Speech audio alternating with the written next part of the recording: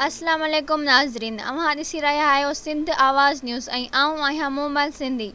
हाज़िर आहे हिन वक़्त जी अहम ख़बर। दौलतपुर सफ़न शहर जे बिस्मिल्ला सिटी जे रहवासी प्राइमरी उस्ताद ग़ुलाम मुस्तफ़ा भुट्टो जो दौलतपुर सफ़न प्रेस क्लब में पहुची पंहिंजे बिरादरी जे दीदार भुट्टो जे ज़ुल्मनि ख़िलाफ़ एहतिजाजी मुज़ाहिरो कयो। हिन मौक़े ते उस्ताद ग़ुलाम मुस्तफ़ा भुट्टो मीडिया अॾो दाहींदे चयो त आउं government boys primary school Ahmed Kathio ॻोठ में उस्ताद आहियां। जीअं त मुंहिंजो अज़ीज़ दीदार भुट्टो वेठल ॻोठ माणक बाग मूंखां 12/5/2023 ते Alto car number AUH 142 model 2010 10 लखनि में ख़रीद कयई, जंहिं मां मूंखे ₹1 लख एडवांस ॾिनो ऐं शाहिदनि अयाज़ अली भुट्टो ऐं आशिक़ अली भुट्टो अॻियां एग्रीमेंट थी, जंहिं में हू हर महीने 50,000 ॾियण जो पाबंद हो। पर 6 महीना गुज़री विया पर हिन ₹1 न ॾिनो। वरी हिकु चेक 5 लखनि जो ॾिनो, जेको 20/5/2024 जो आहे। हिन वधीक चयो त दीदार भुट्टो ॾे मुंहिंजा बक़ाया पैसा ₹9 लख आहिनि ऐं पैसा घुरण तां मूंखे धमकियूं ॾेई रहियो आहे ऐं पंहिंजे सोटरनि हथां मुंहिंजे ख़िलाफ़ कूड़े दरख़्वास्तूं करे रहियो आहे।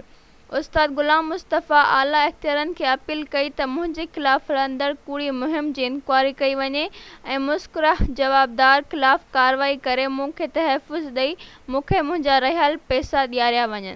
ही मूंखे जेको चेक ॾिनो अथनि मुंहिंजा 9 लख अथनि, उन टाइम खां वठी मूंखां ठगी कई अथनि। 5 लखनि जो चेक ॾिनो अथनि, हालांकि मुंहिंजा 9 लख आहे।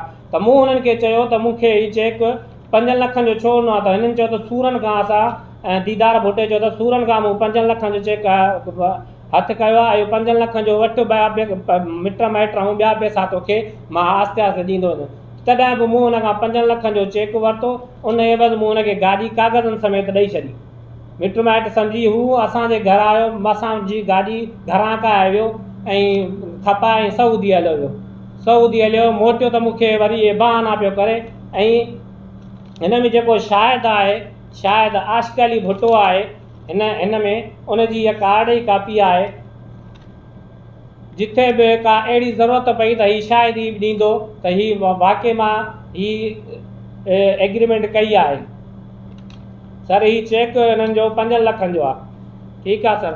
सर उन खां पोइ हीअ सर मुंहिंजी एल्टो कार आहे, जेको हींअर चवनि पिया त तुंहिंजी कार ॿार कुझु बि कान्हे का। सर हीअ मुंहिंजी एल्टो कार आहे जेका मूं ख़रीद कई साल अॻु में। ऐं पोइ वरी हिन वधीक ताज़ा तरीन ख़बरनि लाइ ॾिसंदा रहो सिंध आवाज़ TV न्यूज़ ऐं सब्सक्राइब करणु न विसारींदा।